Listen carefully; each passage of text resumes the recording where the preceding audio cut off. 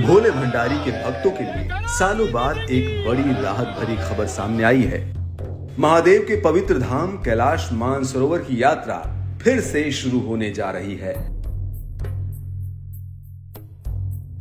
करीब करीब 5 साल बाद भगवान शंकर के भक्तों को फिर से चीन नियंत्रित तिब्बत के रास्ते दर्शन करने का मौका मिलेगा।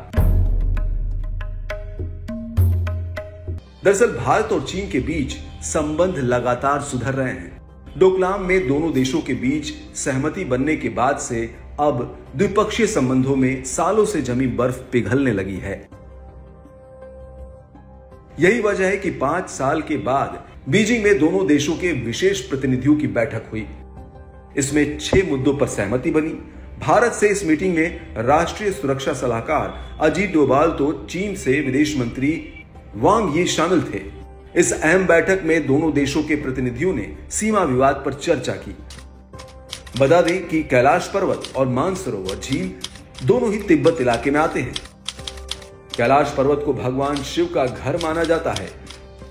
मान्यता है कि भगवान शिव माता पार्वती के साथ कैलाश पर्वत पर निवास करते हैं। यह पर्वत 6638 मीटर की ऊंचाई पर है। इसकी चोटी पर एक पवित्र झंडा लगा हुआ है। बताया जाता है कि मानसरोवर झील को भगवान ब्रह्मा ने बनाया है। यह झील तिब्बत के उच्च पठार पर है। इसकी ऊंचाई लगभग 4590 मीटर है। झील के चारों ओर कई तीर्थस्थल और मंदिर हैं।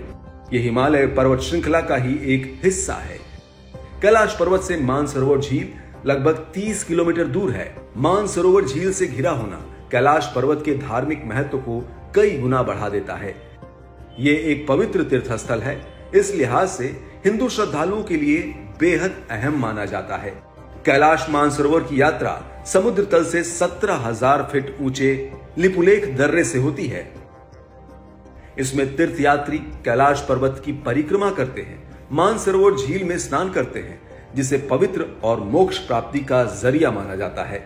यह यात्रा भक्तों के लिए बहुत कठोर मानी जाती है।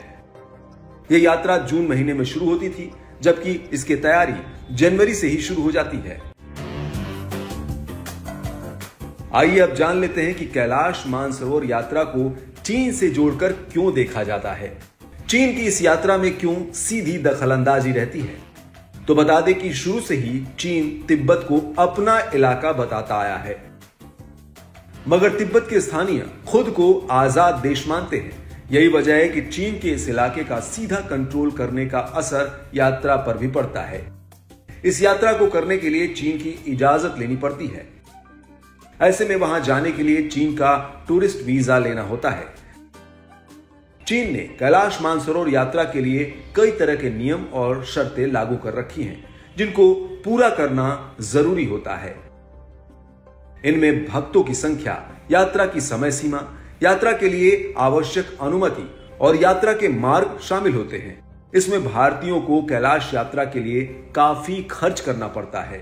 इसके अलावा यात्रियों को चीनी कानूनों का पालन करना और स्थानीय संस्कृति का सम्मान करना भी शामिल है। ऐसे में यह सवाल भी उठता है कि आखिर पिछले 5 सालों से यह पवित्र यात्रा क्यों रुकी हुई थी। तो बता दें कि चीनी सैनिकों के साथ हुई गलवान हिंसा से भारत और चीन के बीच तनाव चरम पर आ पहुंचा था। इसके अलावा कोरोना महामारी के पैर पसारने की वजह से भी भारत और चीन के बीच सीधी उड़ानें और कैलाश मानसरोवर तीर्थयात्रा अनिश्चित काल के लिए बंद कर दी गई थी। यह कोई पहली बार नहीं है। इससे पहले भी कई बार यह यात्रा बाधित होती रही है। तिब्बत में राजनीतिक अस्थिरता गहराने, भारत चीन सीमा विवाद के चलते, बिगड़ते मौसम के चलते भी कई बार रोकी जा चुकी है। हालांकि अब कैलाश मानसरोवर यात्रा को लेकर आई इस अच्छी खबर ने शिव भक्तों के चेहरों पर एक नई मुस्कान ला दी है और उनके जोश को बढ़ा दिया है।